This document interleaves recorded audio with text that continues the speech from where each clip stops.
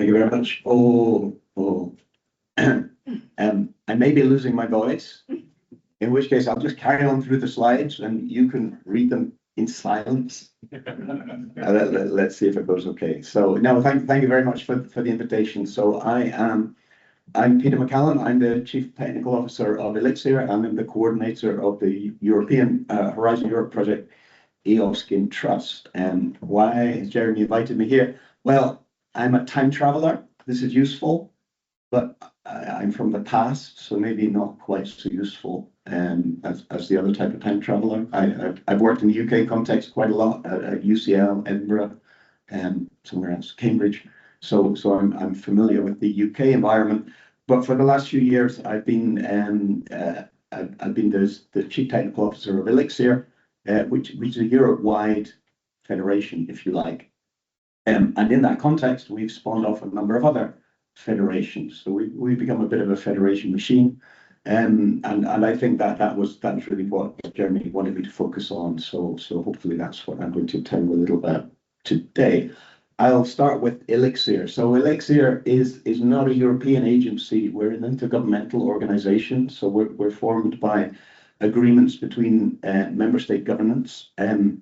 We are life sciences data infrastructure. So we bring together the users and the providers of large scale life science data sets, all the world's, or certainly Europe's largest DNA databases, for example, proteomics databases. We coordinate those across Europe, make sure there's no duplication, and try to make sure that they're following common standards.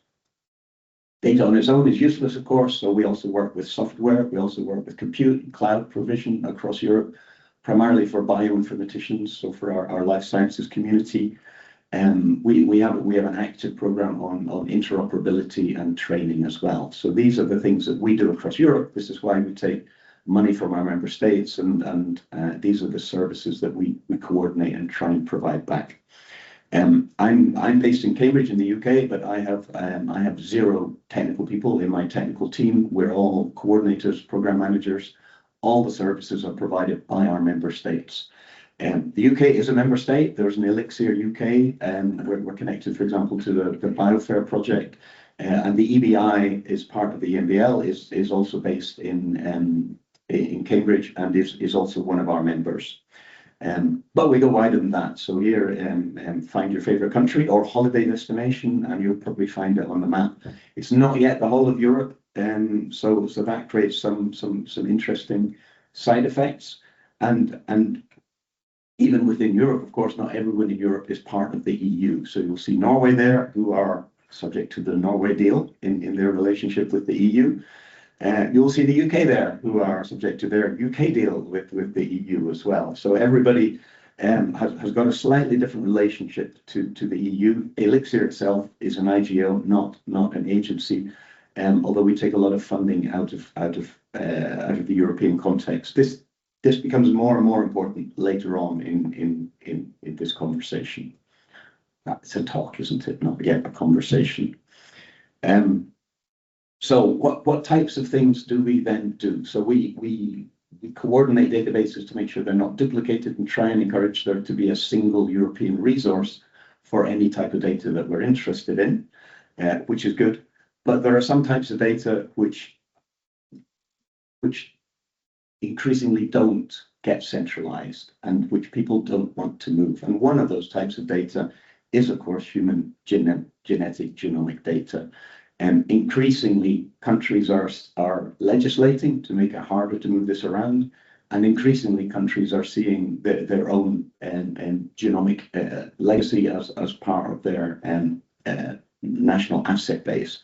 And the consequence of all of this is that when it comes to human data, we're seeing a move towards federation. And we've sponsored and supported this through a project called the European Genome Phenome Archive, which we irrationally shortened to the EGA. The EGA was a collaboration to allow us to build databases of clinically consented genomic data and the metadata associated with it. And then having done that for 2 centres, thanks to Brexit, we then spread it across Europe And now we have multiple partners who are all building national resources for genomics, but all following a common standard and all working in a federal environment. This is a data providing environment, I should say, at this stage. So its status, well, here we go. So the map is getting a bit crazy at this point. We don't cover all of the ELIXIR member states yet. There's a lot of federation paperwork to be done. There's a consortium agreement that needs to be signed. There's a local capability that needs to be built, and a whole set of technical standards everyone has to adopt. And so everybody is going at a slightly different rate. It costs a lot of money, so everybody's government has to provide a bit of money to look after the national nodes. So you can see the depending on your color vision, the darker browner pictures here are the ones who are full members. You will see that our definition of Europe at this point has gone completely crazy and now includes Canada, who have joined all the committees, and they're establishing a node as well. So we have data available across Europe now. We have active programs here. So we've got a lot of experience in how we put this together at an organizational level, at an SOP level, and at a collaboration agreement level. This is only one of the many types of data that we work with, unfortunately. So it gets more complicated. One of the things that we've done to support the federated EGA, but also to support the 600 other services that we represent across ELIXIR, is to stop people having to have multiple passwords and sign in. And our approach to that has been to develop a system that was originally called the ELIXIR AAI, but has since been widened, so it's used by other research infrastructures as well. It's now called Life Science Login. And this adopts the AR architecture, the European architecture for authentication proxies. And we provide this as a service. We provide this as a free service.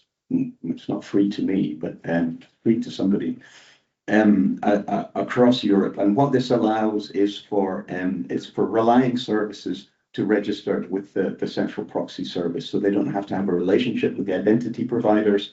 And of course, we have a relationship with the identity providers as well. So across Europe, if people are a life science resource and they want to authenticate their infrastructure with a single unique ID for a single user, ideally backed by an institutional login, they can use this service. It's run at Masaryk University in the Czech Republic, so it's subject to European GDPR. And we use it primarily just for authentication data, but it will also provide virtual organization attributes as well. So you can use it for projects or wider organizations if needed. And we have some good control over it. This has two consequences. People want to loosen the requirements. So for example, people want Gmail account authentication or ORCID authentication to be one of the routes of identifying a user. So we can provide that. But people also want additional attributes, and they want to tighten up, and they want to insist on multi-factor authentication.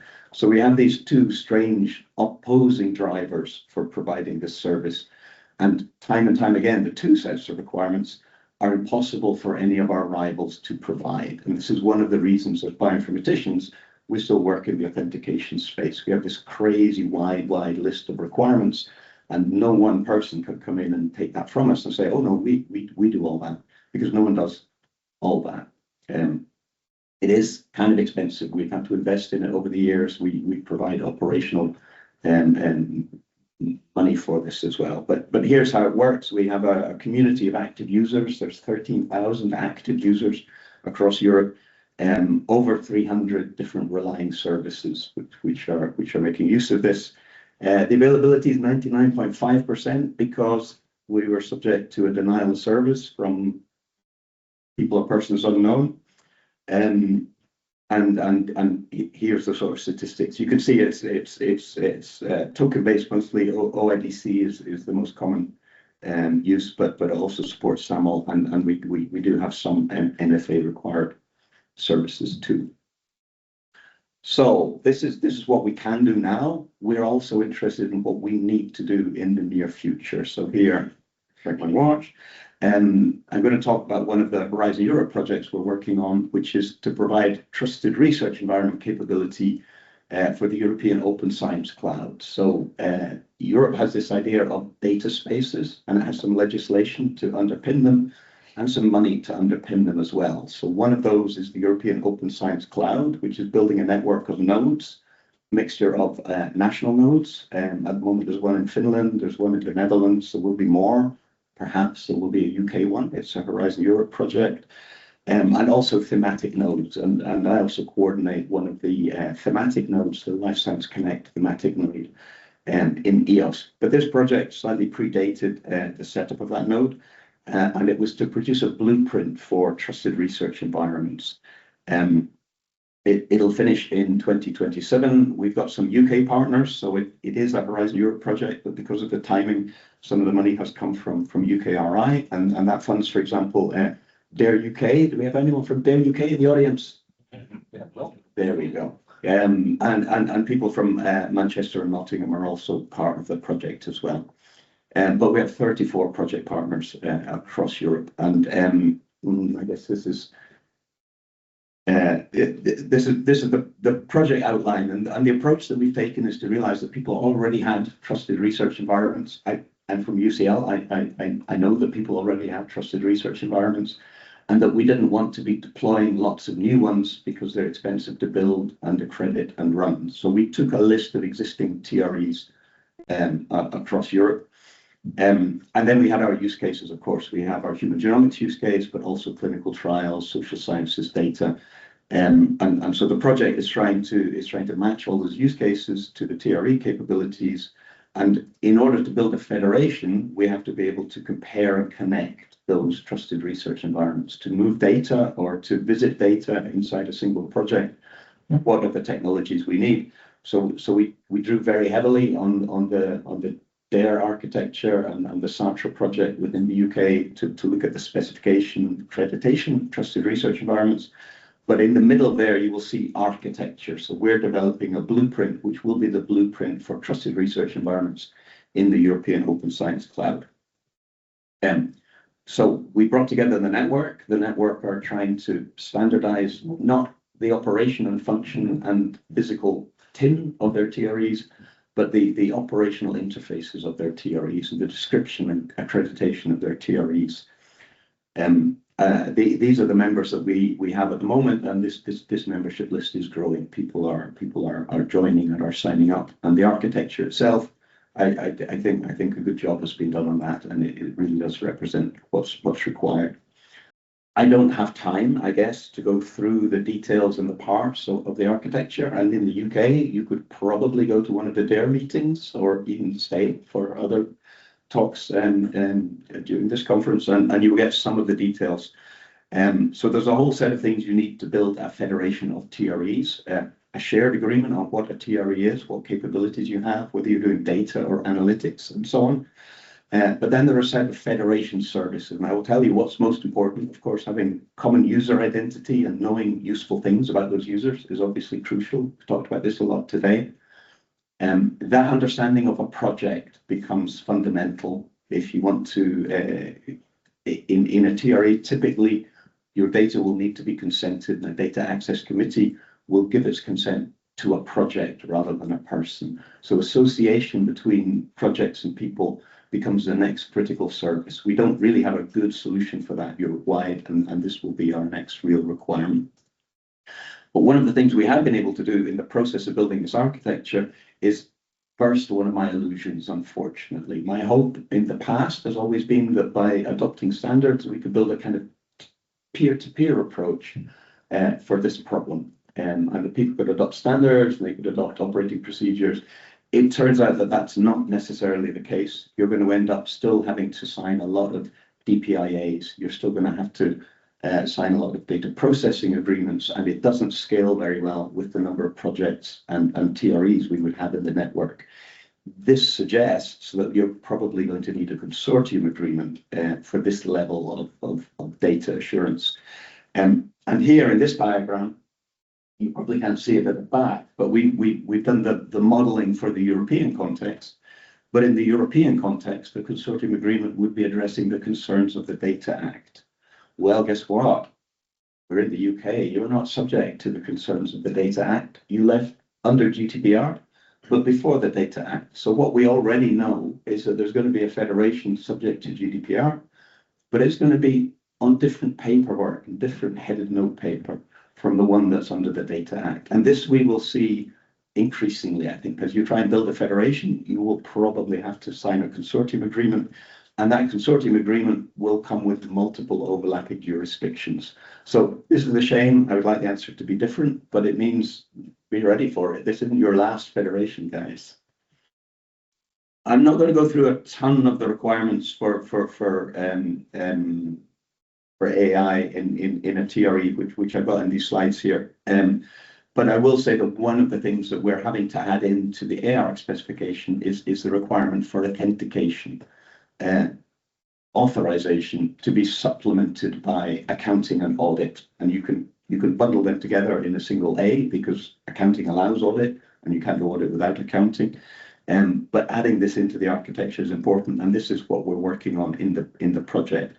Having a single AI is obviously important. A single researcher identity is important, but adding audit capabilities into that, which isn't currently in the ARC blueprint, is quite important.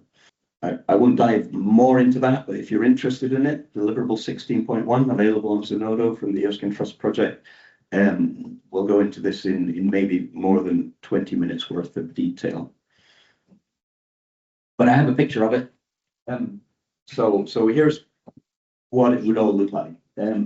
So in the middle we have the access protocol translation. We have the proxy layer.